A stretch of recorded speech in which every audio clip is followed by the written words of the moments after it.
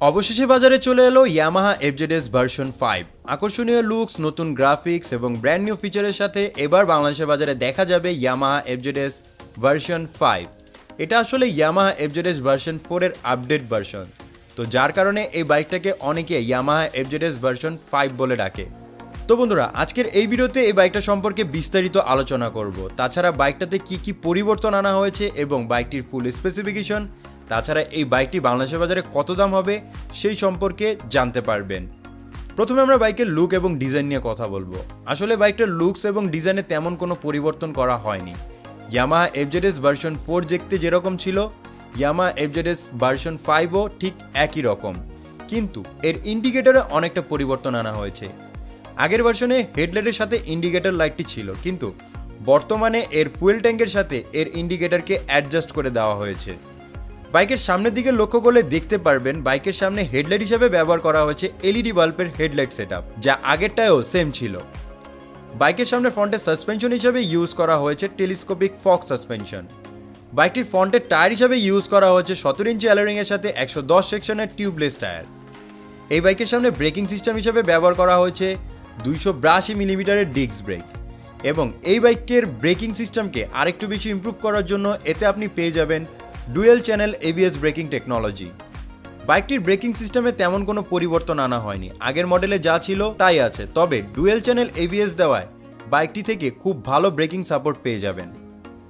বাইকের পিছনের দিকে সাসপেনশন হিসেবে ইউজ করা হয়েছে মনোসক সাসপেনশন, এবং বাইকের পিছনের টায়ার হিসেবে ইউজ করা হয়েছে 17 ইঞ্চি অ্যালোরিং এর সাথে 140 সেকশনের রেডিয়াল টিউবলেস টায়ার। তাছাড়া এর সাথে ব্রেকিং সিস্টেম হিসেবে থাকবে 220 মিলিমিটারের ডিস্ক ব্রেক। বাইকটির পিছনে আমরা টেল ল্যাম্প হিসেবে দেখতে পারবো আকর্ষণীয় ডিজাইনের এলইডি বাল্বের টেল ল্যাম্প, যা আমরা আগের ভার্সনেও দেখেছি। বাইকটিতে নতুন করে স্পিডোমিটারে ব্যাপক পরিবর্তন আনা হয়েছে। বাইকটিতে সিঙ্গেল পার্ট হ্যান্ডেলবারের সাথে একেবারে নতুন ডিজাইনের ফুললি ডিজিটাল স্পিডোমিটার ব্যবহার করা হয়েছে, যা আগেরটা থেকে কিছুটা ছোট। তবে ফিচার হিসেবে থাকছে clock, pass light, tachometer, odometer, লো ফুয়েল ইন্ডিকেটর, লো oil indicator, turn lamp, tachometer এবং মোবাইল কানেকশন সিস্টেম। তাছাড়া এই বাইকের সুইচিংয়েও অনেকটা পরিবর্তন আনা হয়েছে। চলুন এখন আমরা কথা বলবো এই বাইকটির ইঞ্জিন পারফরমেন্স নিয়ে। বাইকটিতে ইঞ্জিন হিসেবে ব্যবহার করা হয়েছে 149 CC 4 stroke 2 valve single cylinder BS6 air cool FI engine. এই ইঞ্জিনের কারণে বাইকটি থেকে ম্যাক্সিমাম পাওয়ার আউটপুট করে থাকবে 12.23 bhp 7250 rpm। এই পাওয়ারে বাইকটি থেকে টপ স্পিড পাওয়া যাবে 115 থেকে 120 কিলোমিটারের মতো। বাইকটা থেকে ম্যাক্সিমাম টর্ক উৎপন্ন করে থাকবে 13.3 নিউটন মিটার 5500 rpm এ। তাছাড়া FI ইঞ্জিনের জন্য বাইকটি থেকে টপ মাইলেজ পেয়ে যাবেন 45 কিলোমিটারের মতো। এই বাইকটির স্পিড কন্ট্রোলিংয়ের জন্য এতে আপনি পেয়ে যাবেন 5 স্পিড গিয়ার বক্স। বন্ধুরা, এই ছিল এই বাইকের ইঞ্জিন পারফরমেন্স।